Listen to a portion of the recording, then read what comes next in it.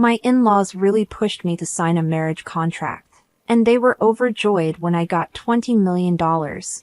I'm Chloe. Most people would describe me as quiet and reserved. I work as a lab assistant, which I like because it means less talking and more focusing on details. My life is pretty routine: work, home, and the occasional hangout with my friend Lisa, who is very outgoing and energetic. Tonight, she somehow got me to go to one of her wild house parties. Chloe, you need to stop being so shy. It's just a few friends, and you might even enjoy yourself, she said, almost dragging me out of my apartment. When we got there, it was clear how different we were. Lisa was having a great time, laughing and chatting with everyone. Meanwhile, I was stuck against the wall, holding a soda like it was my only comfort. The music was too loud, the crowd was overwhelming, and I felt like I was just trying to disappear into the background. Hey, you made it! Lisa yelled over the music as she ran back to me with a guy following her. Chloe, this is Tom. Tom, this is my best friend Chloe. Tom was a handsome guy, tall with a charming smile that probably helped him a lot. Nice to meet you, Chloe. Want something stronger than soda? It might help you relax, he said with a grin, looking at my drink. I gave a small smile. No thanks. I'm fine with this. Lisa winked at me before getting caught up with another group of friends, leaving me alone with Tom. It was super awkward. So, Chloe, Lisa says you're the brains of the operation at work, a scientist, right? Tom asked, leaning against the wall next to me. I'm a lab assistant, I corrected, tucking a strand of hair behind my ear. I'm not really the brains, more like the hands. Tom laughed. Modesty. Huh, that's rare. We ended up having a real conversation. Tom turned out to be easy to talk to, and as the night went on, I found myself talking about my life, my love for quiet weekends, and my secret passion for old detective novels. He really listened, and by the end of the night, I was actually laughing for real. You know, you're nothing like I expected from Lisa's stories. You're cooler, Tom said sincerely. I raised an eyebrow. And what did Lisa say about me? She said you were shy and introverted, but you're just chill, not uptight. It's refreshing. His words, strangely enough, didn't come across as condescending. They actually felt like a compliment. And from someone like Tom, it meant more than it probably should have. Thanks, I guess. You're not too bad yourself for a party animal, I teased, realizing I didn't want the night to end just yet. Party animal, huh? I might use that. He laughed, pulling out his phone. Let me get your number. We should hang out somewhere quieter, where you don't have to yell over the music.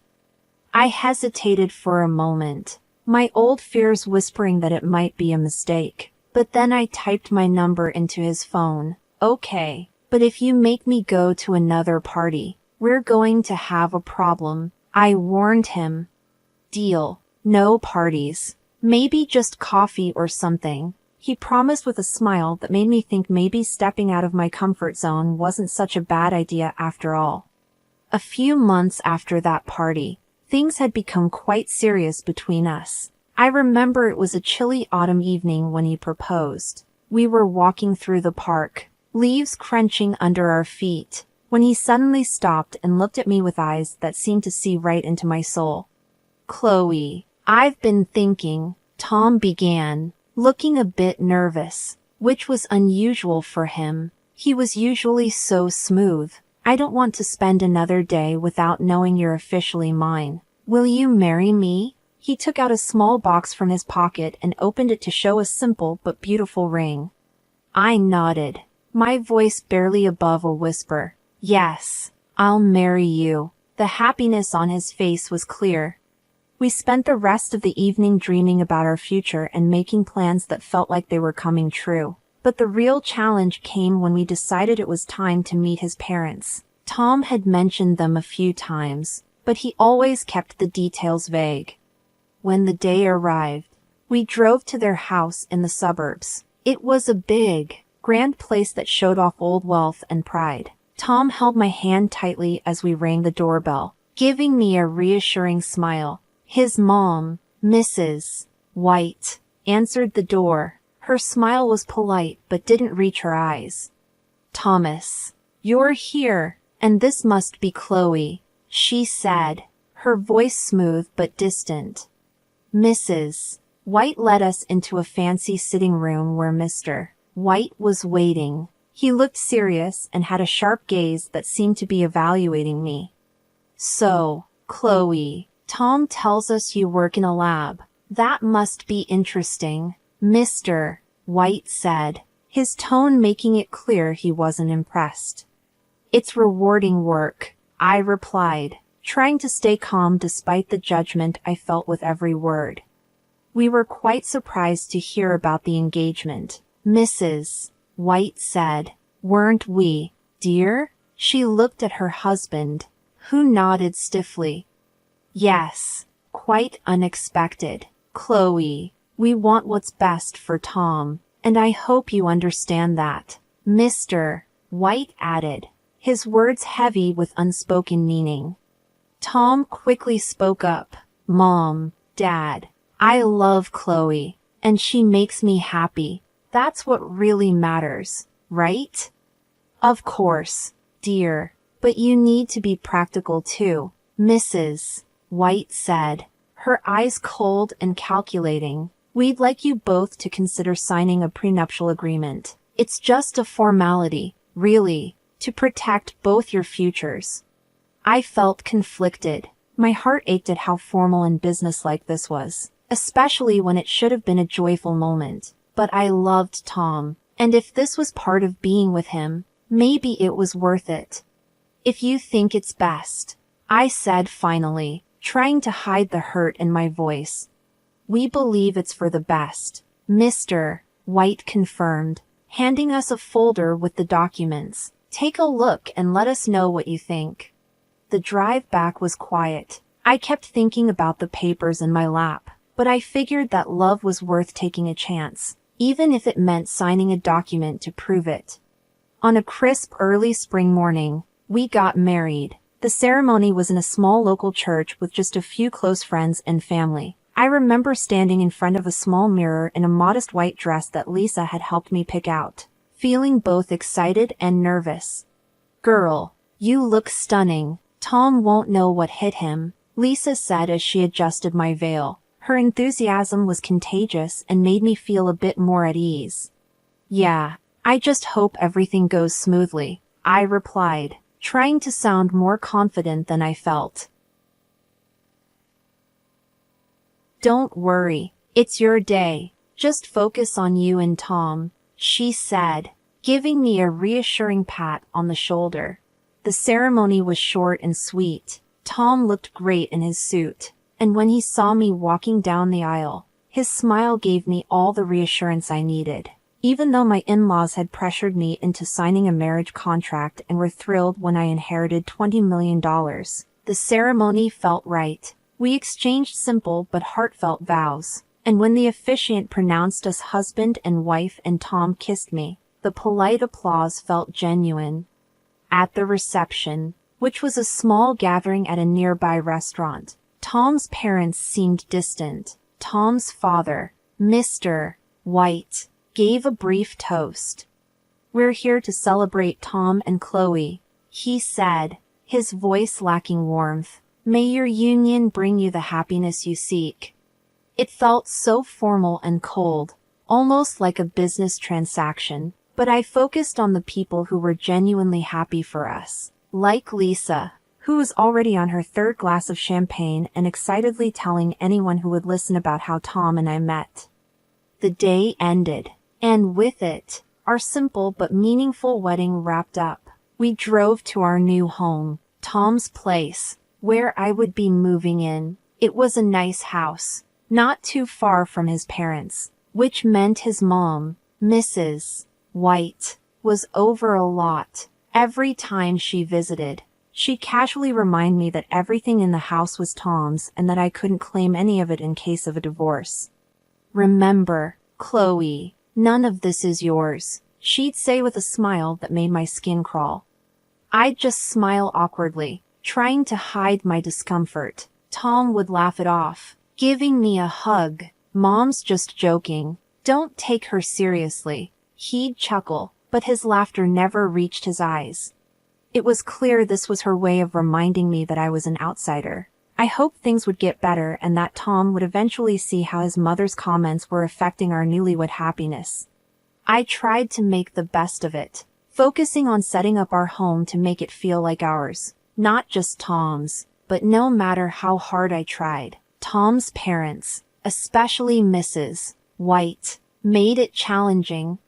"Chloe, dear, why don't you rearrange these dishes? They should be organized better," Mrs. White would say during her frequent visits, her tone condescending as she inspected the kitchen cabinets I had just tidied.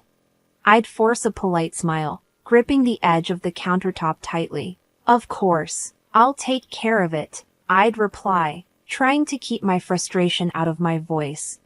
Tom usually shrugged off his mother's comments. "She just likes things a certain way. You know how it is," he'd say, dismissing it too quickly. But it wasn't just about the dishes. It felt like nothing I did was right.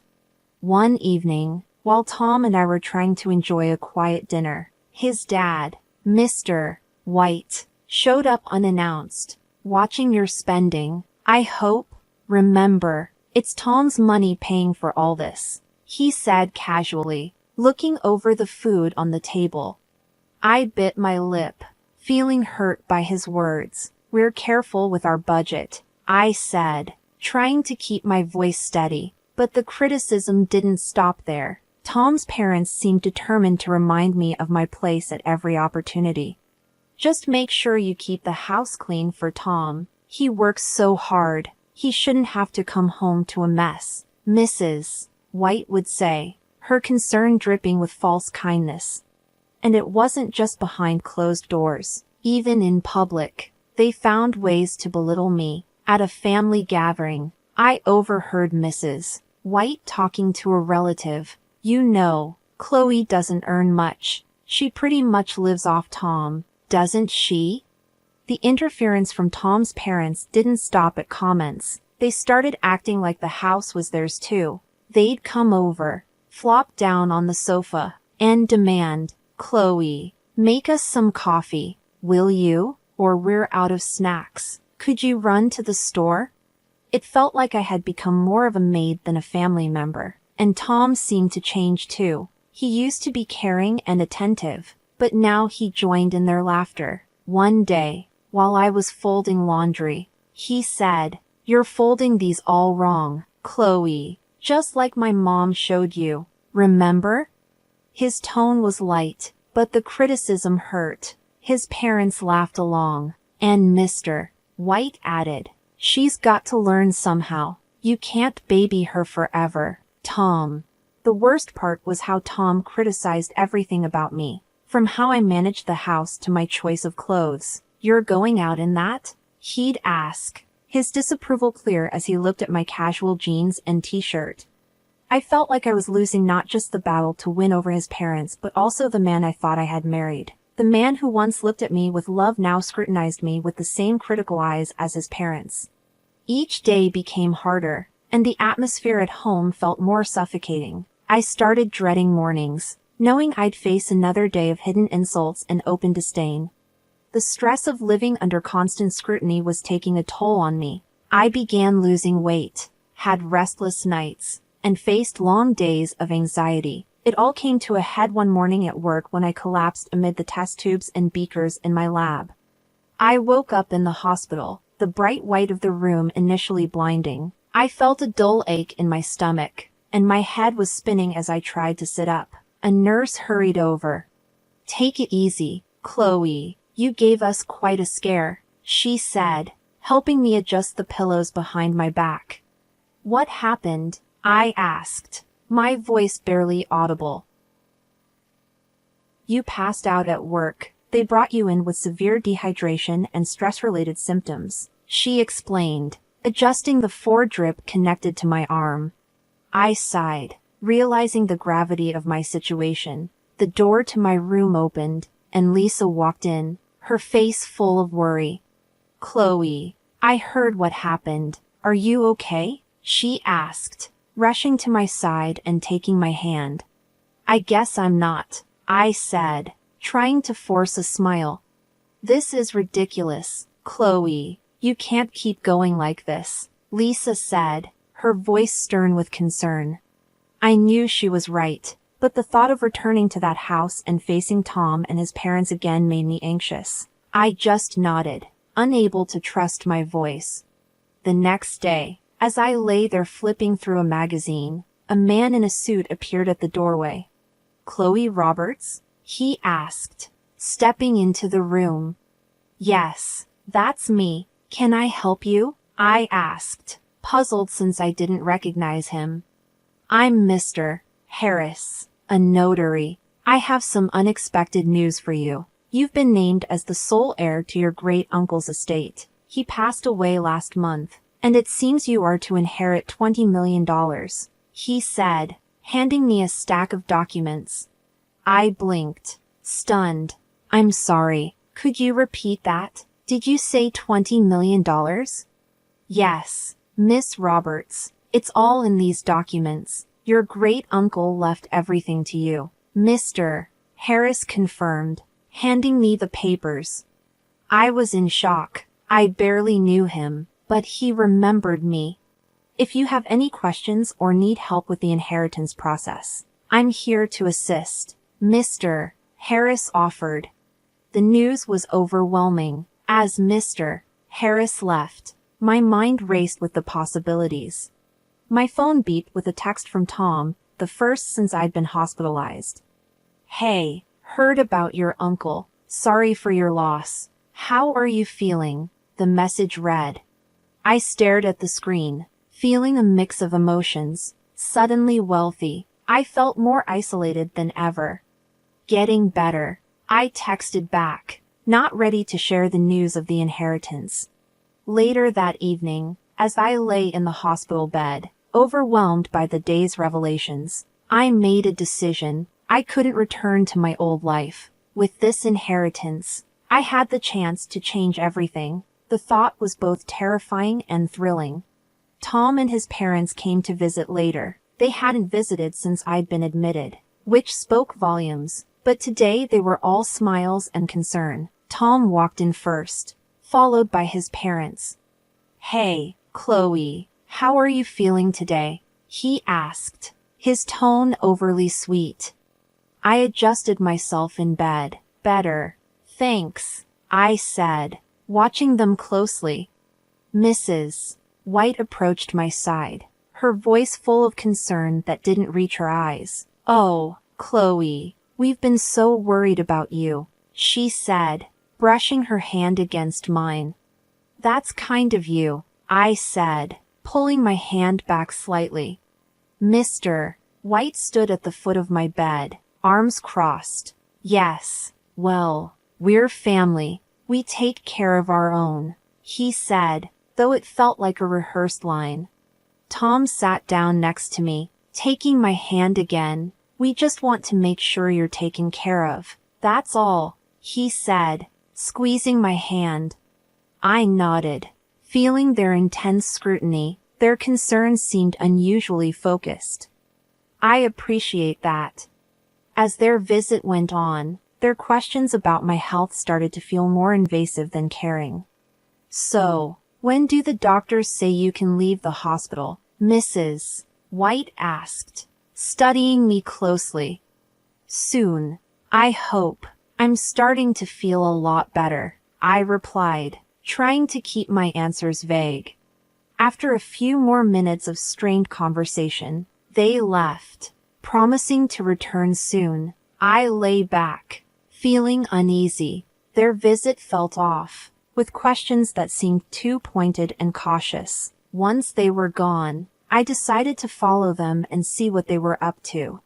I quietly dressed and trailed them at a distance toward the parking lot. Hiding around the corner of the building, I overheard their conversation.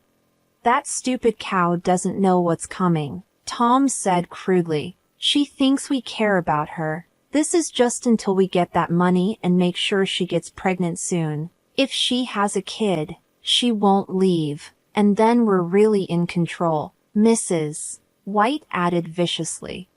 Hearing them speak so callously and plotting to trap me was the final straw. My heart raced with anger and resolve. I had seen their true colors, and it was worse than I had imagined. I slipped back to my room unnoticed, my mind racing. Their treachery was clear, and so was my path forward. For the first time in my life, I knew I had to stand up for myself. I wasn't going to be their victim any longer.